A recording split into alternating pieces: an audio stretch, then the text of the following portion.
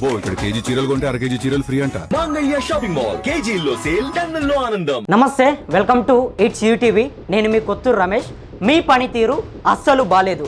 జనాలు ఇబ్బందుల్లో ఉంటే మీరేం చేస్తున్నారు? గాంధీ భవన్లో కూర్చొని కాలక్షేపం చేయడం కాదు, వెంటనే గల్లీల్లోకి వెళ్ళండి. తెలంగాణ కాంగ్రెస్ నేతలపై, మంత్రులపై, ఇన్ఛార్జీలపై ముఖ్యమంత్రి రేవంత్ రెడ్డి ఏకంగా ఆగ్రహంతో ఊగిపోయారు. జూమ్ మీటింగ్లోనే నేతలకు గట్టిగా చురకలు అంటించారు. అసలు సీఎం రేవంత్ రెడ్డి అంతగా సీరియస్ కావడానికి కారణం ఏంటి? గాంధీ భవన్కు రావద్దని నేతలకు ఎందుకు కఠిన ఆదేశాలు జారీ చేశారు? కాంగ్రెస్ ఎమ్మెల్యేలు, మంత్రుల పనితీరుపై రేవంత్ రెడ్డి వద్దకు వచ్చిన ఆ సీక్రెట్ నివేదికలో ఏముంది? ఏ నియోజకవర్గాల్లో నేతల పనితీరు ఘోరంగా ఉందో తెలుసా? ఇప్పటికైనా కాంగ్రెస్ నాయకుల్లో మార్పు వస్తుందా, లేక ప్రతిపక్షం బీఆర్ఎస్ జోరు ముందు కాంగ్రెస్ తేలిపోతుందా? ఈ సంచలన రాజకీయ పరిణామాల వెనుక ఉన్న అసలు నిజాలు, ఆ సీక్రెట్ రిపోర్ట్ వివరాలు ఇప్పుడు చూద్దాం. తెలంగాణలో రాజకీయం ఒక్కసారిగా తీవ్ర వేడెక్కింది. అధికారంలోకి వచ్చి ఇన్ని నెలలు గడుస్తున్న క్షేత్రస్థాయిలో ప్రజలకు అందుబాటులో ఉండాల్సిన నాయకులు గాంధీ భవన్కే పరిమితం కావడంపై సీఎం రేవంత్ రెడ్డి తీవ్ర అసంతృప్తి వ్యక్తం చేశారు. ఇటీవల కాంగ్రెస్ మంత్రులు, ఎమ్మెల్యేలు, ఇన్ఛార్జీలతో సీఎం నిర్వహించిన జూమ్ మీటింగ్లో క్లాస్ తీసుకున్నట్లు సమాచారం.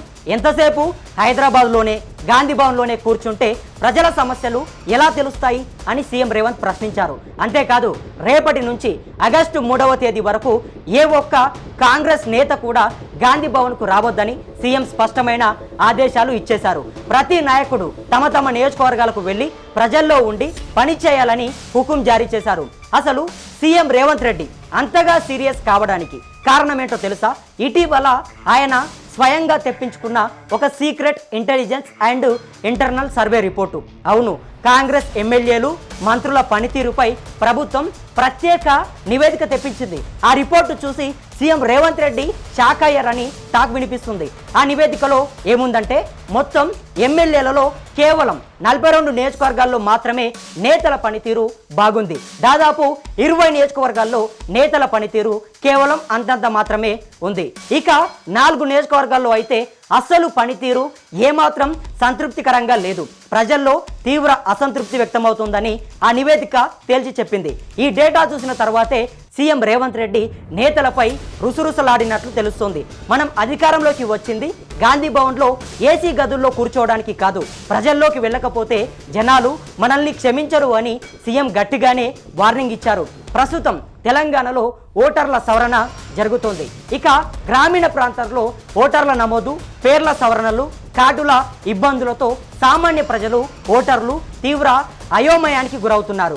ఇలాంటి సమయంలో ప్రజాప్రతినిధులు, అదేవిధంగా కాంగ్రెస్ నేతలు, మంత్రులు, ఇన్ఛార్జీలు గ్రామాల్లో ఉండి ప్రజలకు సహాయపడాలి. కానీ మెజారిటీ నాయకులు ప్రజలను పట్టించుకోకుండా హైదరాబాద్ చుట్టూ తిరగడంపై సీఎం రేవంత్ మండిపడ్డారు. సమస్యల్లో ఉన్న ప్రజలను కలవండి, ఎస్ఐఆర్ ప్రక్రియ సజావుగా జరిగేలా చూడండి, ప్రజలకు ఎలాంటి ఇబ్బందులు లేకుండా సహాయపడండి అని సీఎం రేవంత్ రెడ్డి ఆదేశించారు. క్షేత్రస్థాయిలో ప్రజలతో సంబంధాలు తెగిపోతే పార్టీకే పెద్ద దెబ్బ అని రేవంత్ రెడ్డి భావిస్తున్నారు. ఇంకో ముఖ్యమైన విషయం ఏంటంటే, ఓవైపు ప్రతిపక్ష బీఆర్ఎస్ పార్టీ మళ్ళీ పుంజుకునేందుకు గట్టిగా ప్రయత్నిస్తుంది. క్షేత్రస్థాయి సమస్యలపై కేటీఆర్, హరీష్ రావు సహా బీఆర్ఎస్ నేతలు వీధుల్లోకి వచ్చి ధర్నాలు, నిరసనలు చేస్తున్నారు.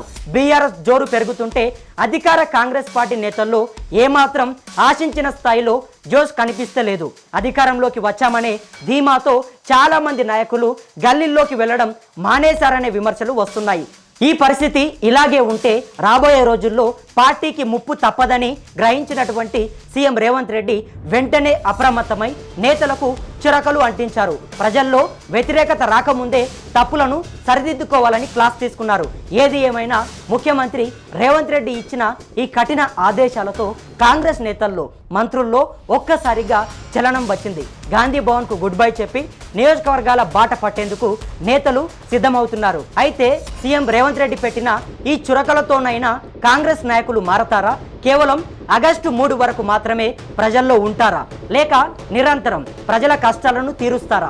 సర్వేలో తేలిన ఆ 24 మంది నాయకులు తమ తీరును మార్చుకొని ప్రజల మన్ననలు పొందుతారా అనేది రాబోయే రోజుల్లో తేలాల్సి ఉంది. ఈ పరిణామాలపై మీ అభిప్రాయం ఏంటి? సీఎం రేవంత్ రెడ్డి తీసుకున్న నిర్ణయం సరైనదేనా కింద కమెంట్ సెక్షన్లో కమెంట్ చేయండి.